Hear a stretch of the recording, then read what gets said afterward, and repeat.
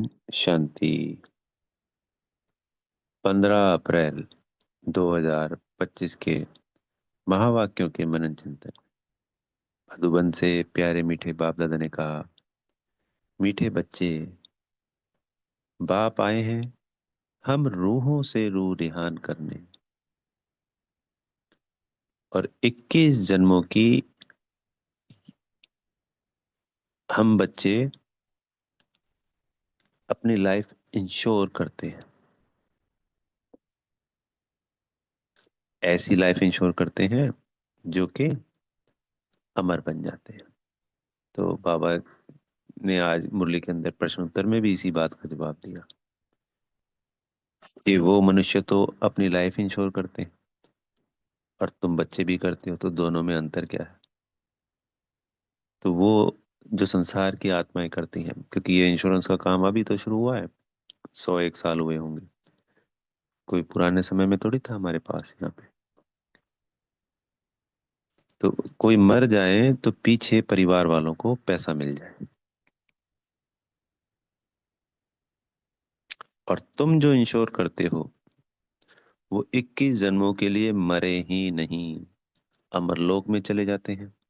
अमरलोक सत्युग को इसलिए कहा जाता है कि आत्मा अपने सभी जन्म, पूरे जन्म लेती है। सत्युग में जो एक एवरेज आयु है 150 के आसपास, और त्रेता में एक एवरेज आयु 100 से 125 वर्ष। इसको इसलिए कहा गया 100 से 125 वर्ष कि एग्जैक्ट आप 125 से गुणा 12 करेंगे तो वो हो जाएगा 1500 वर्ष। तो एक एवरेज आयु होती है कि किसी जन्म में मान लीजिए हमारी पूरी आयु 105 वर्ष है या 110 है, जो भी होती है, तो वो उतनी ही आयु मिलेगी, 110, 105 या 100, वो पूरे त्रेता युग हमारी पूरा ही होगा। कभी किसी के बचपन में या काले मृत्यु किसी भी जन्म में होती नहीं। तो इसलिए अमर लोक का भी गायन है। तो बाबा ने आज की मुरली में इसको पॉइंट को भी कहा और उस पॉइंट को भी कहा कि जैसे शंकर ने पार्वती को कहानी सुनाई और अमर बनाया, तो ऐसे ही ये जो अमर कथा हम सुन रहे हैं, हम बच्चे इस कथा को सुनकर, इस ज्ञान को सुनकर शिव परमात्मा के द्वारा सदा सदा के लिए 21 जन्मों के लिए अमर बन जाते हैं। और दूसरा इंश्योरेंस में अगर हम उसको स्थूल रूप से भी देखते हैं, तो यहाँ वहाँ पे भी पैसा दिया जाता है 20-25 साल, और उसका फिर एंड में पैसा मान लीजिए इकट्ठा मिल जाता है। तो यहाँ पे भी हम स्थूल में और सूक्ष्म में जो सेवाएं करते हैं, निमित्त बनते हैं इन सेवाओं के। और ये जो ज्ञान रतन हम धारण कर रहे हैं, और स्थूल धन भी जो हम सेवा के निमित्त बनते हैं, तो वो सारा का सारा धन उसका कई गुना पदम गुना होकर हमको वापस मिलता है। तो बाबा ने तो मुरली में अमर लोक की बात कही कि हम इंश्योर कर रहे हैं, पर अगर हम उस तरीके से भी देखें कि जो स्थूल धन है, तो इस वक्त इंश्योरेंस कराने जो कराते हैं स्थूल में वो तो चाहिए, करा सकते हैं, पर इसके बाद भी जो अपनी स्वेच्छा से, दिल की खुशी से, गुप्त रूप से जो भी तन मन धन हम यहाँ लगाएंगे, उसका पदम गुना होके वो वापस हमें मिलेगा ही मिलेगा। इस वक्त सबके तन में मान लीजिए रोग है, दुख है, दर्द है, पर जब हम यहाँ तन लगाते हैं सेवा में, तो वो तन भी स्वस्थ यहाँ संगम युग पे भी होता है, चलता है, और फिर सत्य गौर त्रेता में भी सदा हम 21 जन्मों के लिए तंदुरुस्त रहते हैं। तो यहाँ तो हर चीज की इंश्योरेंस हो रही है।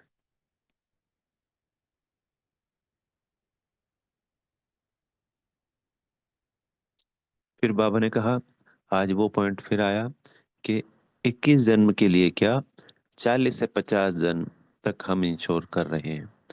तो आज की मुरली में तो बाबा ने 40 से 50 जन्म कहा, क्योंकि द्वापर में भी जो हमारे जन्म होते हैं, तो 21 जन्म तो सत्ययुग त्रेता के और 21 जन्म हमारे द्वापर के, तो ये 42 जन्म हो गए।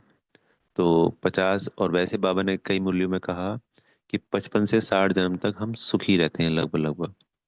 जो द्वापर का दुख है वो आटे में नमक के बराबर है। जैसे अब आटे में नमक के बराबर सुख होता है इस कलयुग अंत तक, ऐसे ही पूरा द्वापर भी और कलयुग का शुरुआत का समय भी आटे में नमक के बराबर दुख होता है। तो हम ये कह सकते हैं 5,000 वर्ष में 4,000 वर्ष, तो 4,000 वर्ष में लगभग 50 से 55 जन्म ही होते हैं। द्वापर अंत तक 3750 वर्ष में 42 जन्म हो गए। फिर जो 250 वर्ष और बचे कलयुग के, अगर उसको 42 जन्म होते हैं टोटल हमारे कलयुग में, तो उसको 5 भागों में डिवाइड करें, क्योंकि 250 वर्ष 1250 वर्ष का 5वां हिस्सा है, तो लगभग 8-9 जन्म और हो गए, तो वही 50 जन्म आ गया। तो 5,000 वर्षों में 4,000 वर्षों तक हम आत्माएं, 80% समय सभी आत्माएं, जो परम धाम से मान लीजिए कोई 10 वर्ष के लिए धरती पे आती है, तो उसका भी 8 वर्ष लगभग लगभग सुख में या ठीक ठाक अच्छे होंगे 80% समय, और 20% समय में थोड़ा बहुत दुख आएगा, क्योंकि उसके ऊपर पापों का बोझा नहीं है।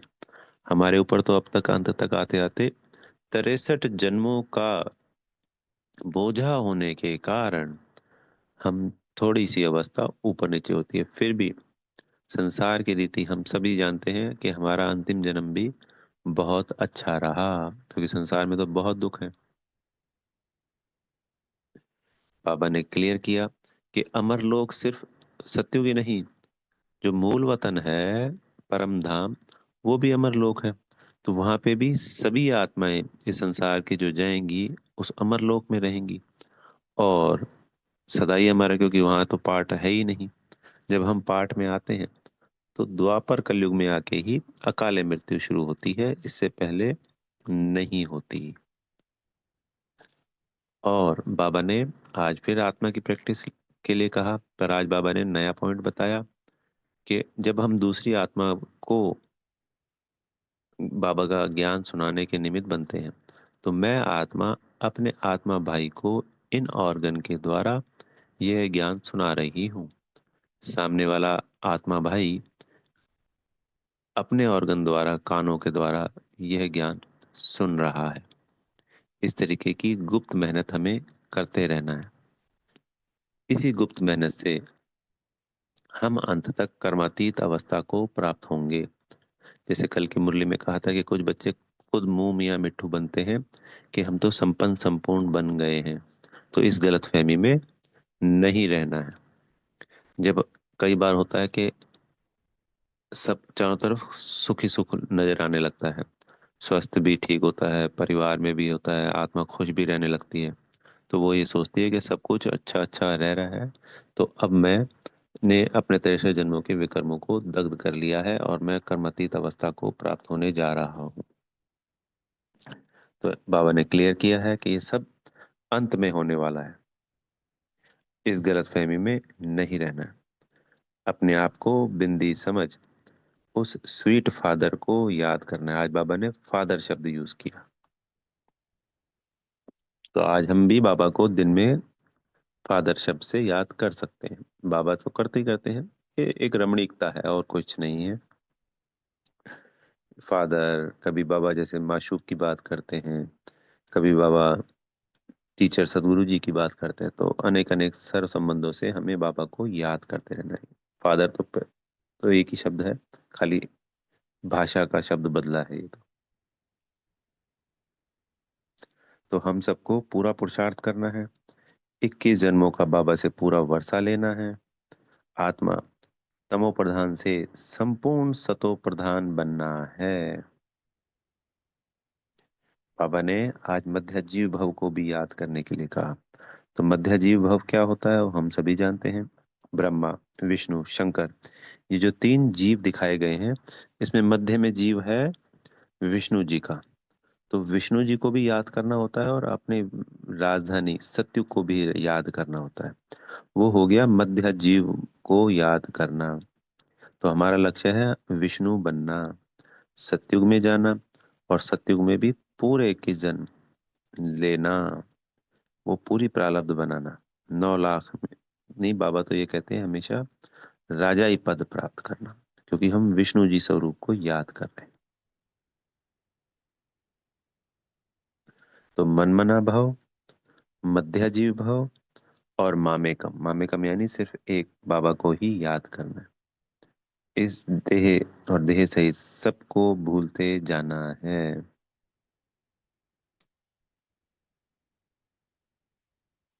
बाबा ने फिर आज सन्यासियों का फिर उदाहरण दिया कि वो तो वानप्रस्थ में जाते हैं, तो आज के वानप्रस्थियों में कोई दम नहीं है।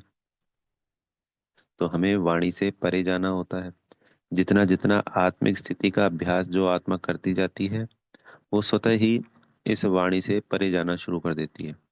उसको कम बोलना अच्छा लगता है, धीरे बोलना अच्छा लगता है, और मीठा बोलना अच्छा लगता है।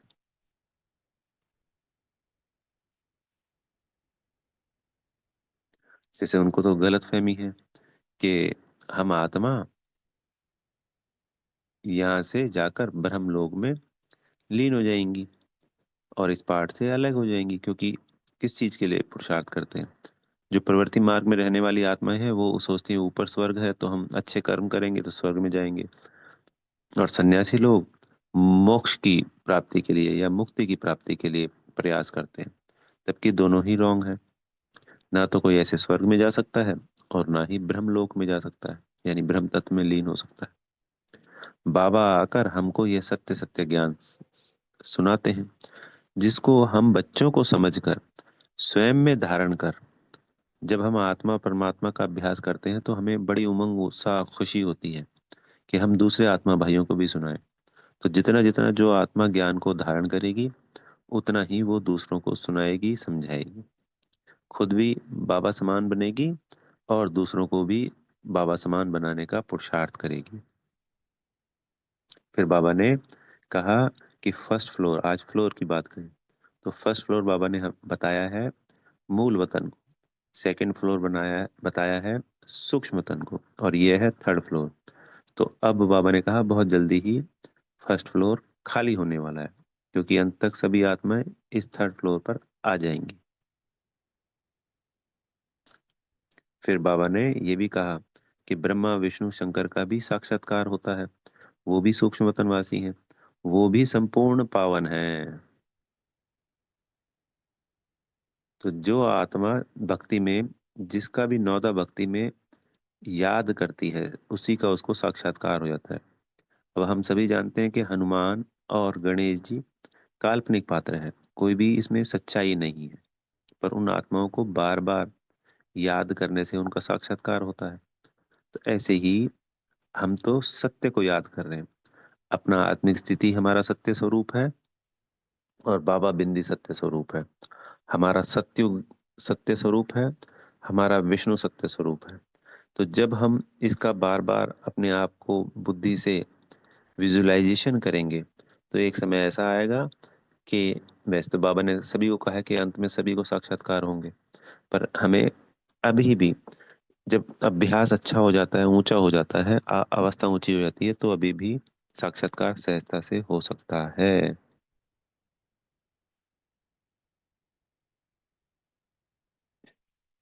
इन सब के लिए संसार से वैराग्य लाना आवश्यक है। तो बाबा ने भक्ति और ज्ञान और वैराग्य की बात करी। तो जब भक्ति चलती है तो उसके बाद हमें पुरुषोत्तम संगम युग पे यह ज्ञान मिलता है। तो भक्ति से तो वैराग्य आता ही आता है, क्योंकि हम सब ने भक्ति को संपूर्ण रीति छोड़ दिया है। पर हमारे अंदर जो 63 जन्मों के भक्ति के संस्कार भरे हुए हैं, मान लीजिए मांगने के संस्कार हैं या कोई भी किसी भी प्रकार के भक्ति के संस्कार हैं, तो सिर्फ पूजा करना तो छोड़ना ही छोड़ना है, इन संस्कारों को भी छोड़ना है। तो भक्ति से वैराग्य के साथ साथ देह और देह के सर संबंधों से भी बुद्धि से हमें वैराग्य को क्रिएट करना है। ज्यादा हर कार्य में जो सेवा अर्थ है वो सभी करने हैं, सेवा अर्थ जो बोलने हैं, पर जिससे हमारा कोई लेना देना नहीं है, उन बातों में बिल्कुल भी नहीं जाना होता।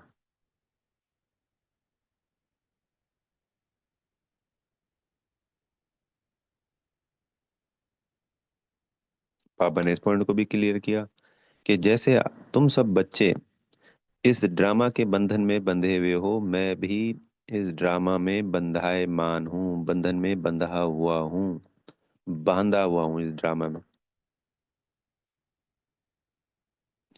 फिर वो पॉइंट भी बाबा ने क्लियर किया कि ऐसा समय आएगा जब कायदे सिर सभा लगेगी। बाबा ने उन बच्चों के लिए कहा कि किसी की दिल से लगन किसी के साथ लग जाती है और वो सोचते हैं गंधर्वी विवाह करें। अगर ऐसे आत्माओं का गंधर्वी विवाह करवाया तो वो अपवित्र बन जाएंगे। अभी तक जो भी गंधर्वी विवाह हुए थे वो सब सफल हुए।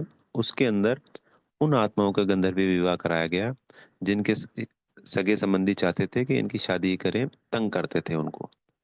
तो फिर रजामंदी से दो बीके का विवाह किया जिसमें वो पूरा जन्म पवित्र ही रहे। ऐसे अनेकों गंधर्वी विवाह हुए हैं। पर जिसको रूप रंग में फंस कर गंधर्वी विवाह करना चाहता है तो वो तो डूबे ही डूबे। तो बाबा ने कहा ऐसे ख्यालात वाले आने वाले समय में जो सभा लगेगी उसमें नहीं आएंगे। तो ऐसी सभा अब लगने वाली है। बाबा अपने 200 रूपों में हमारी पालना करी।